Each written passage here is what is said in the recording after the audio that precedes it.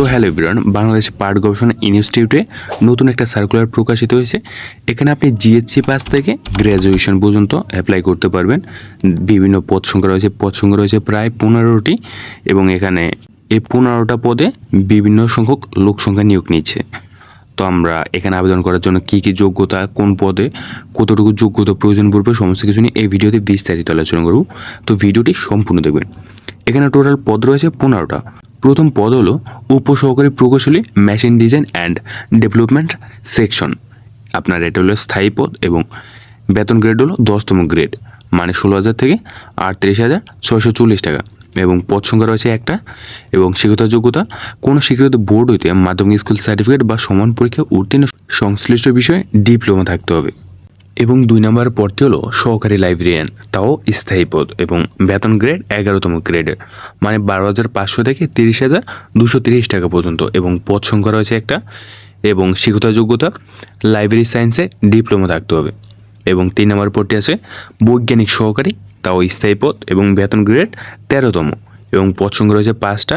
এবং শিক্ষাগত যোগ্যতা কমপক্ষে দ্বিতীয় বিভাগে বিএসসি পাস, বয়ন প্রকৌশলীতে ডিপ্লোমা বা প্রকৌশলীতে ডিপ্লোমা 2 বছর অভিজ্ঞতা সহ বয়ন কোর্সে সার্টিফিকেটধারী থাকতে হবে।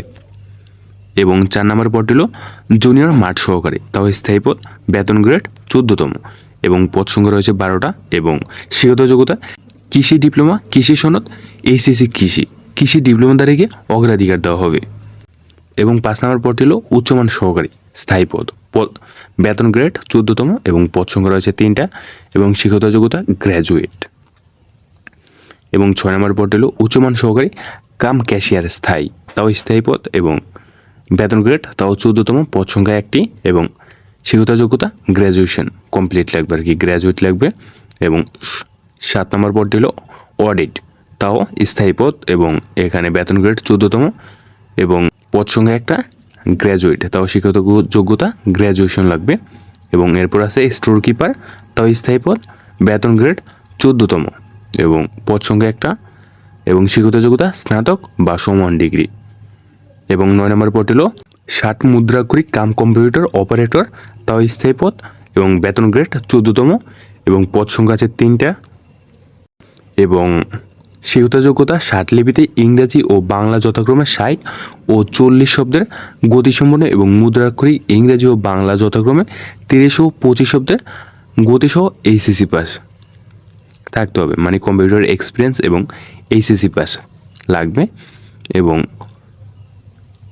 10 নম্বর পদ হলো গুদাম রক্ষক, স্থায়ী পদ, বেতন গ্রেড 16তম, এবং পদ সংখ্যা আছে একটা, এবং শিক্ষাগত যোগ্যতা গ্র্যাজুয়েট। এবং 11 নম্বর পদ হলো জুনিয়র ফিল্ড অ্যাসিস্ট্যান্ট, স্থায়ী পদ, বেতন গ্রেড 16তম, এবং পদ সংখ্যা একটা, এবং এখানে শিক্ষাগত যোগ্যতা প্রয়োজন পড়বে কৃষি ডিপ্লোমা, কৃষি সনদ, এইচএসসি কৃষি ডিপ্লোমাধারীকে অগ্রাধিকার দেওয়া হবে। এবং 12তম পদ হলো জুনিয়র ফিল্ড অ্যাসিস্ট্যান্ট অস্থায়ী, এটা অস্থায়ী ভিত্তিতে নিচ্ছে, এবং বেতন গ্রেড 16তম, এবং পদ সংখ্যা আছে 2টা। এবং এখানে শিক্ষাগত যোগ্যতা কৃষি ডিপ্লোমা, কৃষি সনদ, এইচএসসি কৃষি ডিপ্লোমাধারীকে অগ্রাধিকার দেওয়া হবে। এবং 13 নম্বর পদ হলো অফিস সহকারী কাম কম্পিউটার মুদ্রাক্ষরিক, স্থায়ী পদ, এবং এখানে পদ সংখ্যা আছে 10টা। এবং এখানে এইচএসসি পাশে আবেদন করতে পারবেন, এবং বাংলা ও ইংরেজি প্রতি মিনিটে 20 ও 30 টাইপের গতি থাকতে হবে, মানে কম্পিউটার এক্সপার্ট থাকতে হবে। এবং 14 নম্বর পদ হলো অফিস সহকারী কাম কম্পিউটার মুদ্রাক্ষরিক, এটা হলো অস্থায়ী ভিত্তিতে, এবং বেতন গ্রেড তাও 16তম, এবং পদ সংখ্যা একটা, এইচএসসি পাস, এবং কম্পিউটার এক্সপার্ট 20 এবং 30 টাইপের গতি আবশ্যক লাগবে বাংলা এবং ইংরেজি টাইপে। এবং 15 নম্বর হলো অফিস সহকারী, স্থায়ী পদ, এবং এখানে পদ সংখ্যা আছে 11টা।